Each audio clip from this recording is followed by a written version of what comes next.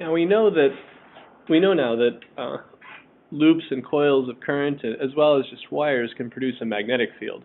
That field is generated by moving electric charge. The magnetic field produced by bar magnet, or that sort of magnet, is actually kind of the same thing, but it's happening on a molecular, or rather on an atomic scale. There are electrons moving around, and those electrons, generate a magnetic field. Most of the time, the electrons moving around, they're moving around more or less randomly. So, while one part of a substance might have a magnetic field pointing in one direction, another little atom will have a field pointing in a different direction, and on the whole, they wind up more or less canceling out. But in some substances, what's called the spin of the electrons aligns. And it's called spin because you can think of it as an analogy. You can think of it as the electron rotating, and what happens as a result of that. But that's not a good picture in the sense that that's actually what happens, but it's a way of thinking about it. But if their spins align in a given substance, then the substance can cause a magnetic effect on a macroscopic level. There are a few different kinds of magnetic materials. Ferromagnets, and you may know from chemistry that ferro is a prefix, I believe it's from Latin, meaning iron. Iron is an example of a ferromagnet, also nickel, and some other substances.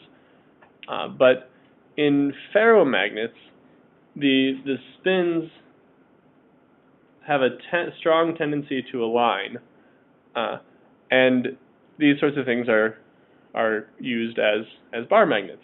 As temperature increases, we know that entropy also increases, and as this entropy increases, the spins tend to randomize, and therefore if you heat up a bar magnet enough, then it will demagnetize. So if you heat it up to a high enough temperature, then it won't have a magnetic field anymore. There's an interesting thing that ferromagnets do. So that on the ocean floor, the lava kind of bubbles up through the ocean floor in certain places, and there are magnetic materials inside that lava. Because they're heated up so much, they don't have any magnetism as they're bubbling up, but then they cool, and as they cool, then they tend to align with the Earth's magnetic field, which wouldn't be all that interesting, except that by looking at these layers, scientists have seen that in most layers they align with, in the more recent layers, they align with where the Earth's magnetic field is currently pointing, but that as you go down lower, there are places where the magnetic field, where the alignment of the magnetism in these substances is flipped in the other direction. So that's how the scientists come to the conclusion that the Earth's magnetic field has actually flipped in the past, where north was south and south was north, and they suspect that if it's done it in the past, it's likely to do it again. So there may come a time when compasses will point south instead of north, and we'll have to deal with that.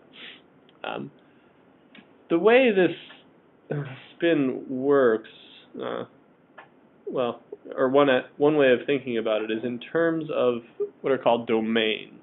Okay, so you've got a magnet, and there are these different regions inside the magnet called domains, and there are a whole bunch of them, and they're generally they're probably smaller than what I'm drawing, but if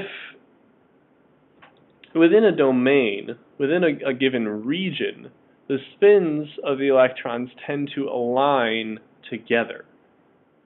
And so within a given domain, there might be a tendency, we might have a magnetic field that's pointing in this direction. In another domain, it might be pointing in another direction. And, they may be all kind of randomized in all different directions. The spins of these, or the magnetic field generated by these spins of these particular domains, may be pointing off in all directions. However, if this magnetic substance, ferromagnet, is exposed to an external magnetic field, say they're exposed to a magnetic field pointing to the right, what happens is that those fields that point in the same direction, and I guess I didn't draw many pointing to the right, but the fields that, the regions, domains, I should say, that point in the direction of that magnetic field, they expand. And so there are still these little domains that point in other directions, but the ones that point in the direction of the external magnetic field are just become a lot bigger. And so while there are still these other regions that point off in whatever random directions, the overall field of the magnet sort of stabilizes. And as these domains align, then you get the north and south ends of a magnet that you see in a bar magnet. So it's not like north and south are a property of the magnet itself, but when the magnet was created, you just have a bar of iron or whatever, and then it's stuck in a strong B field pointing in one direction, which causes the domains that point in that direction to bigify. That's a good word, bigify. And therefore the whole magnet gets this magnetic field. And that is how north and south come to be what they are. It's not like, if I took a magnet and I put it in a really strong B field that points opposite, that pointed to the left, then the domains would shrink and expand again, and we'd be left with a magnet where the north and south ends were flipped. So, bar magnets fields are created because they've been placed in this external magnetic field, not because it's an intrinsic property of the material. Anyway. Another interesting thing about a magnetic thing, that there's a biological thing. There's a substance called magnetite that's found in small amounts in certain kinds of bacteria and in bees and birds. I don't know why they all start with B. But there are small amounts of magnetite inside some different sorts of species, and the scientists haven't, they're looking into it, but one of the things they suspect is that it might be used somehow in terms of navigation. So, birds fly south for the winter, and bees, they know one bee finds a flower or whatever, and then the other bees know how to get there, and because they communicate that. But this magnetite may have something to do with how these things navigate in relation to the Earth's magnetic field. Another way that substances can be magnetized is paramagnetism is another. Is another sort of magnetism that substances can have. Now, ferromagnets have a very strong tendency to align their spins, and it's very easy to get them to align. Paramagnetism basically means that they work like ferromagnets, but in a paramagnetic substances, they need a very strong magnetic field. Spins align with a very strong magnetic field.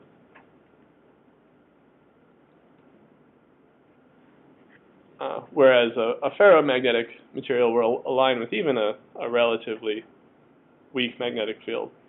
But the paramagnetism spins align with a strong magnetic field. Third kind of magnetism that some substances have, and this one I think is kind of the weirdest or most interesting, is that the spins align in opposition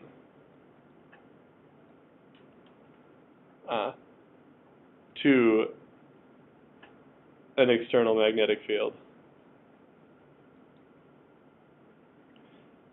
which I think is kind of interesting. You know, you'd think that things would tend to align, but you know, diamagnets, they oppose an external magnetic field.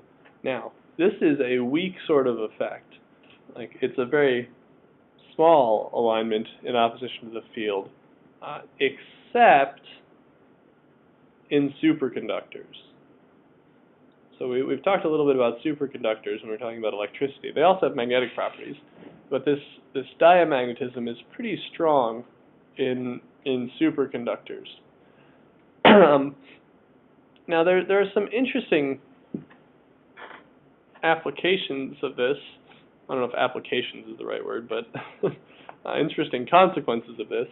And that is, if you get a diamagnetic substance and it aligns itself in opposition to the field, then it will tend to repel, you know, as a bar magnet would when the field is aligned in opposition. An interesting effect of this diamagnetism is that objects can be repelled by a strong external magnetic field. There's there are a couple of research labs where they use very strong magnetic fields. Like, I believe I read that it was about 16 Tesla. I remember typically magnetic fields run on the order of Gauss, which is 10 to the minus 4th Tesla. So 16 Tesla is a really strong field, but using that large field, they've actually levitated some small objects.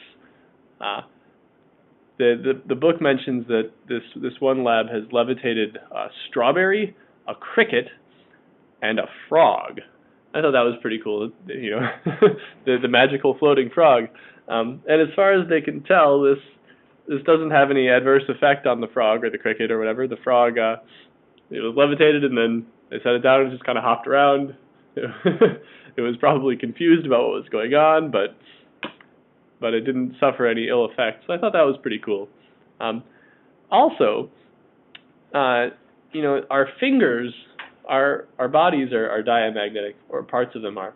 So if you get a strong magnetic field, if you have a strong magnet, and then you have a weak magnet that that you hold here and let go, and as long as it's in between your fingers, that magnet will levitate inside of that field. Where if you if you have if you just leave it sitting there, it might be able to levitate, but it won't be a stable equilibrium, because if it's done with a magnet above the one you're trying to levitate.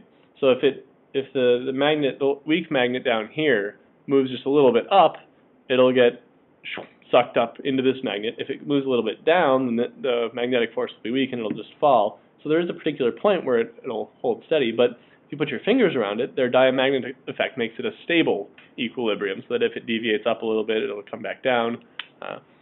That's really cool. Unfortunately, I don't have magnets strong enough to demonstrate this, but there are some neat videos online, and I may show you one or two of them in class.